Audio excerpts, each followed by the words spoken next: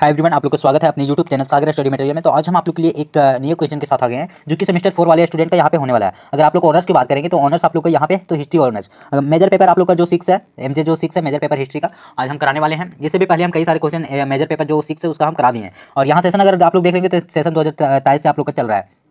तो आज हम जो क्वेश्चन कराने वाले हैं वह है 1857 के क्रांति के परिणाम एवं प्रभावों का वर्णन करना है। जो 1857 की जो क्रांति हुई थी उसका स्वरूप के बारे में हम पिछला वीडियो में बता चुके थे। तो आज हम उसके बताने वाले हैं कि परिणाम क्या है और उसके प्रभाव किस प्रकार से पड़ा है उसके बारे में। तो अगर चैनल में नए होंगे तो चैनल को सब्सक्राइब जरूर कर दीजिएगा और ज़्यादा से ज़्यादा अपने दोस्तों के पास शेयर कीजिएगा और बेल आइकन को दबाना नहीं भूलिएगा ताकि जितना भी जो हमारे क्वेश्चन जो सर्वप्रथम है आप तक पहुँचे और आप लोग एग्जाम की तैयारी बहुत बेहतरीन तरीके से आप लोग कर पाए।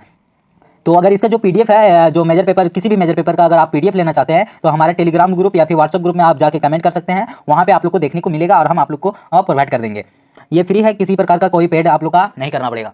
तो चलिए शुरू करते हैं। हम लोग 1857 की क्रांति के परिणाम के बारे में जानेंगे और उसका प्रभाव के बारे में जानेंगे, क्योंकि इससे भी पहले जो पिछला जो वीडियो था उसमें हम इसके स्वरूप के बारे में प्रकार के बारे में बता चुके थे। तो अगर नहीं देखेंगे तो जाइए प्लेलिस्ट में आप लोग को देखने को मिल जाएगा। तो चलिए देखते हैं 1857 की क्रांति के किस प्रकार से परिणाम रहे हैं। सारा एक एक पॉइंट हम लोग समझने का प्रयास करेंगे। तो जो फर्स्ट पॉइंट में यहाँ पे जो लिखा गया है 1857 की क्रांति भारतीय इतिहास का अत्यंत महत्वपूर्ण एवं निर्णय घटना मानी जाती है। जो 1857 की जो क्रांति है वो काफी ज्यादा महत्वपूर्ण घटनाओं काफी ज्यादा इसकी घटना रही थी उसे मानी जाती है। इसे भारत का प्रथम स्वतंत्र संग्राम, सिपाही विद्रोह और महान विद्रोह तथा क्रांतिकारी जैसे अन्य नामों से जाना जाता है। जो 1857 की जो क्रांति थी उसको स्वतंत्र संग्राम या सिपाही आंदोलन या महान विद्रोह जन क्रांति अनेक नामों से इसे जाना जाता है। यद्यपि क्रांति को तत्कालीन उद्देश्य अंग्रेज को भारत से निकालने की सफल नहीं हो सकी, फिर भी इससे दूरगामी परिणाम एवं प्रभाव भारतीय इतिहास, प्रशासन, समाज और राजनीतिक राष्ट्रीय चेतना का अत्यधिक गहरे प्रभाव पड़े हैं। जो कि जो 1857 की जो क्रांति आई थी इसमें अंग्रेजों को भारत से बाहर निकाला था। जो अंग्रेज लोग जो थे उसको बाहर से हटाना था, बाहर से भारत से उसे निकालना था, लेकिन ये फलस्वरूप ये संभव नहीं हो पाया था। अगला देखते हैं। तो इसी पॉइंट में जो लिखा है कि इस क्रांति का अंग्रेज शासन की नींव हिला दी और भारतीय ब्रिटिश शासन नीतियां, संरचना, दृष्टिकोण से व्यापक परिवर्तन किए और इसलिए 1857 की क्रांति भारतीय स्वतंत्र आंदोलन का आधारशिला माना जाता है। जो 1857 की जो क्रांति है ना वो काफी ज्यादा दर्दनाक थी, जिसे इसमें यही था कि जो अंग्रेज लोग थे, ब्रिटिश शासन जो थे वो भारत छोड़कर चले जाए। तो ये सारे थे। अब इसके परिणामों को हम लोग देखेंगे कि किस प्रकार से परिणाम उभर कर आए थे उसके बारे में। तो राजनीतिक परिणाम में हम देखेंगे ईस्ट इंडिया कंपनी का शासन समाप्त हो गया। जो ईस्ट इंडिया जो कंपनी थी उसका भारत पर शासन समाप्त हुआ। जो कि 1857 की क्रांति का सबसे महत्वपूर्ण राजनीतिक परिणाम यह था कि भारत में ईस्ट इंडिया कंपनी शासन समाप्त कर दिया गया। जो ईस्ट इंडिया कंपनी का जो शासन था भारत में उसको समाप्त कर दिया गया। साथ ही साथ 1857 ईस्वी में भारत शासन अधिनियम, गवर्नमेंट ऑफ इंडिया एक्ट 1858 के अंतर्गत भारत शासन सीधे ब्रिटिश सम्राट के हाथों में चला गया। जो गवर्नमेंट ऑफ इंडिया जो एक्ट जो था 1858 में उसके अंतर्गत जो भारत सरकार की जो नीतियां थी वह ब्रिटिश साम्राज्य के हाथों में चला गया था।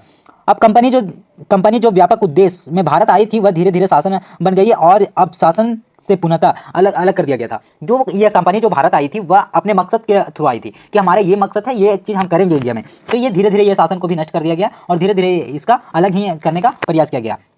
अब देखते हैं तो ब्रिटिश क्राउन प्रत्यक्ष शासन, जो ब्रिटिश क्राउन जो इसका शासन था उसके बारे में हम लोग जानेंगे। तो यह है भारत अब ब्रिटिश साम्राज्य का एक औपचारिक उपनिवेश बन गया। जो औपचारिक उपनिवेश यह ब्रिटिश शासन का साम्राज्य का बन गया था। इंग्लैंड में महारानी जो विक्टोरिया जो महारानी है वह भारत के समग्री घोषणा कर दिया गया। अगला जो पॉइंट है वह है भारत में ब्रिटिश शासन प्रतिनिधि वायसराय कहलाया, जो कि पहले गवर्नर जनरल था। जो भारत की जो भारत में जो ब्रिटिश जो शासन थे वह क्या कहलाता है, तो यह वायसराय कहलाया, जो कि पहले क्या था, तो पहले यह गवर्नर था। अब इसी में देखते हैं तो 1857 में अंग्रेज व्यापक से सिद्ध के माध्यम से देसी रियासतों का विलय कर रहे थे। जो देसी जो रियासत थे उसका काफ़ी ज़्यादा नष्ट कर रहे थे। ये सारी चीज़ें इसमें ब्रिटिश काउंस में लिखा बतलाया गया है। अब हम लोग देखते हैं तो प्रशासनिक परिणाम, जो प्रशासनिक परिणाम किस प्रकार से पड़े हैं उसके बारे में। तो प्रशासनिक ढांचे में परिवर्तन, जो प्रशासनिक ढांचे में किस प्रकार से परिवर्तन लाया गया है उसके बारे में 1857 की क्रांति में इसमें बतलाया गया है। तो भारत में प्रशासनिक ढांचे से अधिक केंद्रीयकृत और सख्त बना दिया गया। जो केंद्रीयकृत है उसको काफी ज्यादा सख्त बना दिया गया था। अगला देखते हैं तो गवर्नर जनरल से अधिक शक्तियां प्रदान की गई। जो गवर्नर जनरल जो थे उसे काफी ज्यादा जो शक्तियां थी उसे भी प्रदान किया गया था। अगला में है भारत सचिव। जो भारत सचिव जो है security of state for India, इसके नामक पद की स्थापना की गई और ब्रिटिश संसद की प्रतिनिधि उत्तराधिकारी था। जो उसमें उत्तराधिकारी ब्रिटिश संसद की उसका उत्तराधिकारी था। और इसी में अगर देखते हैं तो नौकरशाही विस्तार, जो नौकरशाही की किस प्रकार से विस्तार किया गया था उसमें भी प्रशासनिक व्यवस्था में बदलाया गया है। जो कि भारतीय प्रशासनिक सेवा ICS इसके अंतर्गत आता है। ICS जो आता है इसके अधिक मजबूत बना दिया गया, काफी ज्यादा इसको मजबूत बनाने का कार्य किया गया था। प्रशासनिक पूर्णता जो अंग्रेज अधिकारियों के हाथों में चला गया था, जो प्रशासन की जो ताकत थी, पुण्यता थी, वो अंग्रेज के हाथों में चला गया था, ये भारतीय के हाथ में नहीं था। जो भी कार्य कर सकते थे वो कौन कर सकते थे, वो ब्रिटिश शासन कर सकते थे। भारतीय लोग इसमें किसी प्रकार की दखल अंदाजी नहीं कर सकते थे। अगला देखते हैं तो भारतीय को केवल निम्न स्तर की नौकरियां दी जाने लगी। जो सबसे निम्न वर्ग की जो नौकरियां थी, जो काफी ज्यादा जो नीचे गिरा हुआ जो नौकरी जिसे बोल सकते हैं, वो भारतीय लोगों को दिया जाता था। और जो सीओ था, ST था, वो अंग्रेज लोग खुद के पास ही रखा करते थे। अगला में देखते हैं तो जो थर्ड में है वो है कानून एवं न्याय व्यवस्था में परिवर्तन। जो कानून व्यवस्था था उसमें किस प्रकार से परिवर्तन किया गया था उसके बारे में। तो इसमें यह बताया गया कि अंग्रेजों ने कानून व्यवस्था को अधिक कठोर बना दिया गया ताकि भविष्य में किसी भी विद्रोह से आसानी से कुचला जा सके। मतलब जो विद्रोह जो उसमें कानून जो था काफी ज्यादा कठोर दिया गया था, ताकि जो भविष्य में अगर विद्रोह भी हो तो किसी भी अन्य पार्टी को जो था उसे हम कुचल सके और वो विद्रोह जो है वो आसानी से जीत सके। पुलिस व्यवस्था का पुनर्गठन, जो पुलिस व्यवस्था है, प्रशासन जो था उसको फिर से पुनः से उसे गठन किया गया और एक नया तौर पर एक नया शक्तिशाली प्रशासन लाया गया था। न्याय प्रणाली को ब्रिटिश हितों के अनुरूप ढाला गया। जो न्याय व्यवस्था हुआ किसके भांति किया गया था, वह ब्रिटिश के भांति, ये ना कि वो भारतीय के जिस टाइप से पहले था उसको हटा दिया गया था और ब्रिटिश जैसा करते थे, जैसा चाहते थे वैसा ही किया गया था। अब अगला देखते हैं तो सैन्य परिणाम। जो सैन्य परिणाम में यह बताया गया फर्स्ट पॉइंट में, वह भारतीय सेना का पुनर्गठन। जो भारत की जो सेना था उसको हटाकर और अंग्रेज सेना को इसमें लाया गया था। इसमें कुछ भी जो है वो भारतीय सेना भी थी, ऐसा बात नहीं है। यहाँ पे यह बोला गया है कि 1857 की क्रांति का आरंभ सैनिक द्वारा ही हुई थी, इसलिए अंग्रेजों ने सेना की संरचना का व्यापक परिवर्तन किया गया था। मतलब कि इसमें यह बोला गया कि जो 1857 की जो क्रांति हुई थी वो किसके द्वारा हुई थी, तो वो सैनिकों के द्वारा किया गया था। इसी वजह से जो ब्रिटिश सरकार ने जो थी, अंग्रेज सरकार ने जो थी, वह उन्होंने सोचा कि हम लोग सर्वप्रथम जो सैनिकों को किस प्रकार से पुनर्गठन किया जाए उसके बारे में उन्होंने चर्चा किया और उससे परिवर्तन करने का प्रयास किया। भारतीय सैनिक की संख्या घटा दी गई। जो भारत की जो सैनिक जो थी उसको काफी ज्यादा घटा दी गई और अंग्रेज सरकार की जो सैनिक थी उसे ज्यादा तौर पर नियुक्ति में रखा गया था। यूरोपीय सैनिकों की संख्या बढ़ा दी गई थी। जो यूरोप लोगों की जो सैनिक थी उसको बढ़ा दी गई, ऐसे भारत के लोगों को घटा दिया गया था। सेना में मार्शल एक्स थ्योरी लागू कर दिया गया। जो मार्शल एक्स जो थ्योरी था उसके लागू कर दिया गया था सेना के द्वारा, सैनिकों में। अगला में जो कुछ पॉइंट है उसको भी देख लेते हैं। इसमें लिखा गया है कि कुछ जातियों और क्षेत्रों जैसे में सिख, गोरखा, पठान अधिक भर्ती का अवसर दिया गया, और जबकि बंगाल, अवध आदि जैसे सैनिकों को कम दिया गया था। जैसे में जाति के अगर क्षेत्र में देखा जाए तो सिख, गोरखा और पठान, ये सारे जो आदमी जो लोग होते हैं ना, गोरखा लोग या फिर सिख लोग, ये मजबूत होते हैं। तो ये सारी चीज़ों को काफ़ी ज़्यादा भर्ती में नियुक्ति किया गया था, और जो अवध और बंगाल के जो लोग जो सैनिक थे उससे बहुत कम मौका दिया गया था। सैनिक पर कठोर अनुशासन लागू किया गया था। जो सैनिकों पर था काफी ज्यादा कठोर अनुशासन लागू कर दिया गया था। भारतीय सैनिकों पर अंग्रेज अधिकारों का पूर्ण निगरानी रखी जाती थी। जो भारत के जो सैनिक थे उसके पर जो अंग्रेज जो सैनिक थी काफी ज्यादा पूर्ण रूप से निगरानी कर रही थी, कि अगर भारत में अगर जो सैनिक को भी रखा गया था उसको भी निगरानी में रखा गया था कि नहीं, ये जो सैनिक, जो भारतीय सैनिक है, ये किसी भी प्रकार किसी भी वक्त कुछ भी कर सकते हैं। तो चलिए अगले जो पॉइंट में हम लोग देखेंगे वह है सामाजिक परिणाम। जो सामाजिक परिणाम किस प्रकार से था उसके बारे में। तो सामाजिक परिणाम में यह बोला गया कि क्रांति के बाद अंग्रेज ने भीषण दमन नीति अपनाई। जो भीषण दमन की जो नीति थी वह क्रांति के बाद अंग्रेजों ने अपनाया गया था। हजारों भारतीयों को फांसी दी गई थी और गांव उजाड़ दिए गए थे। काफी ज्यादा इसमें गांव भी उजाड़े गए थे और काफी ज्यादा भारतीय लोगों को फांसी भी दी गई थी। इससे समाज में भय और आतंक का वातावरण उत्पन्न हुआ। जो भय और आतंक का, इसमें काफी ज्यादा डर का इसमें सामना भारतीय लोगों को करना पड़ा था। 1857 से पहले अंग्रेज सामाजिक सुधार, सती प्रथा, निवेश, विधवा पूर्ण विवाह में रुचि ले रहे थे। जो इसमें सती प्रथा था, निवेश था, विधवा लोग से शादी करना, ये सारी चीज को जैसे में पूर्ण विवाह करना, मतलब एक बार शादी हो जाता है तो आजकल के जो है वो नहीं कर सकते थे, लेकिन उस समय जो था वो पूर्ण विवाह भी प्रचलित था। क्रांति के बाद उन्होंने सामाजिक मामले का हस्तक्षेप कम कर दिया गया ताकि भारतीय धार्मिक और भावनाओं में आहत न हो। जो उसमें हस्तक्षेप जो था वह काफी ज्यादा कम कर दिया गया था। अंग्रेजों ने हिंदू मुस्लिम विभाजन को बढ़ावा देना शुरू किया गया। जो हिंदू मुस्लिम की जो एकता जो था ना उस समय विद्रोह के टाइम में, उससे अंग्रेजों लोग ने उसे हिंदू मुस्लिम के तौर पर उसे फूट डालने की कोशिश किया गया था। धार्मिक और जातीय पहचान को राजनीतिक हथियारों के रूप में प्रयोग किया गया था। जो धार्मिक और जातीय जो पहचान था कि धर्म के तौर पर उसे अलग करना या जाति के तौर पर अलग करना, ये सारे हथियार के तौर पर इसे भी शुरुआत प्रयोग किया गया था ये ब्रिटिश सरकार के द्वारा। अगला देखते हैं तो जो नेक्स्ट में है वह है धार्मिक परिवर्तन। जो धार्मिक परिणाम है कि किस प्रकार से धर्म के प्रति किया गया था उसके बारे में। तो यहाँ पे लिखा गया कि महारानी विक्टोरिया ने की घोषणा 1858 में यह कहा गया था कि ब्रिटिश सरकार भारत में किसी भी धर्म का हस्तक्षेप नहीं करेगी। मतलब जो इसमें धार्मिक जो परिणाम है कि इसमें किसी भी जो धर्म है उसमें परिवर्तन नहीं होगा और किसी भी अपने ही धर्म में किसी भी के तौर पर अपने में लड़ाई झगड़ा नहीं करना।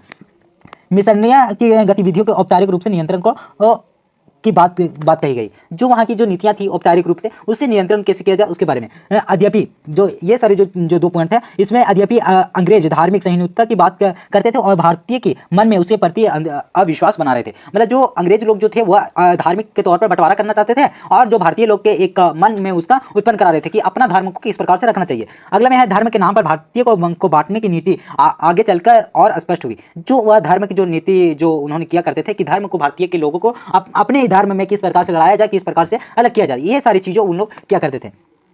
अगला में इसमें देखते हैं तो आर्थिक परिणाम, जो आर्थिक तौर पर किस प्रकार से परिणाम उभर के आया है उसके बारे में। इसमें यह बोला गया कि क्रांति के बाद भारत को ब्रिटेन को कच्चे माल का स्रोत और तैयार माल का बाजार के रूप में अधिक विकसित किया गया। जो कच्चे माल जो थे वह बाजार में उपलब्ध कराए जा रहे थे और जो वहाँ के बाजार जो है वह काफ़ी ज़्यादा अधिक विकसित किया गया था।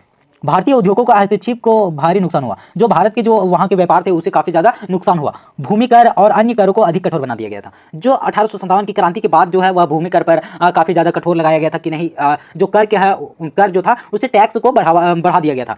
किसानों को स्थिति बद से बदतर होती चली गई। जो किसानों की जो वहाँ के जो कर देने लगे थे वह काफ़ी ज़्यादा बदतर होने लगे, मतलब खराब स्थिति में पहुँच गया था।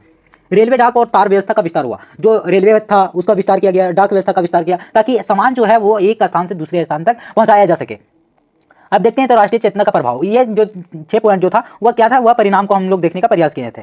अब हम लोग देखेंगे इसका प्रभाव किस प्रकार से 1857 की क्रांति में प्रभाव आया था उसके बारे में देखने का प्रयास करेंगे। तो इसका प्रभाव में फर्स्ट में लिखा गया कि राष्ट्रीय आंदोलन का नींव, जो राष्ट्रीय आंदोलन है उसका नींव किस प्रकार से रखा गया था। तो 1857 की क्रांति असफल होने के बावजूद भारतीय राष्ट्रीय चेतना के बीच बो गई। मतलब इसमें जो 1857 की जो क्रांति था वह काफी ज्यादा असफल हो गया था। लोगों को यह साहस हुआ कि विदेशी शासन का विरुद्ध संगठित संघर्ष आवश्यक है। जो भारतीय लोगों ने सोचा कि विदेशी जो शासन जो कर रहे हैं उसके तौर पर किस प्रकार से विरोध उसका शासन करना चाहिए उसके बारे में। अगला में है भविष्य में आंदोलन का प्रेरणा, जो आगे चल के जो आंदोलन जो करने की जो प्रयास थी उसका किस प्रकार से प्रेरणा हुई थी। तो भारतीय राष्ट्रीय कांग्रेस की स्थापना जो 1885 में किया गया था, स्वदेशी आंदोलन का विस्तार, असहयोग आंदोलन, स्वर्गीय अवज्ञा आंदोलन, ये सारे जो अवज्ञा है आंदोलन है ये गांधी जी के द्वारा चलाया गया था। ये सारे आंदोलनों का प्रचार प्रसार करना। अगला में है कि वीरता और बलिदान का परंपरा। जो वीर जो था उसको जो बलिदान जो दिए करते थे महान पुरुष उसके बारे में यहाँ पे जो मंगल पांडे, रानी लक्ष्मीबाई, नाना साहेब, फिर त्यागा टोपे जैसे क्रांतिकारी भारतीय जनमानस में अमर रहे। जो इन्होंने क्रांतिकारी जो थे यह इन्हें अपने देश के लिए बलिदान होना पड़ा था। इसी की वीरता ने अपनी पीढ़ियों के संघर्ष के लिए प्रेरित किया गया था। जो अपने पीढ़ी के तौर पर किस प्रकार से प्रेरणा चाहिए वो इन्होंने प्रेरित करने का प्रयास किया गया था। अगला में देखते हैं तो सांस्कृतिक और औपचारिक प्रभाव। जो सांस्कृतिक और औपचारिक प्रभाव है उसके बारे में फर्स्ट में जो है वो भारतीय इतिहास दृष्टि का विकास। इसमें यह बोला गया कि भारतीयों ने अपने इतिहास को नए दृष्टिकोण से देखना शुरू कर दिया था।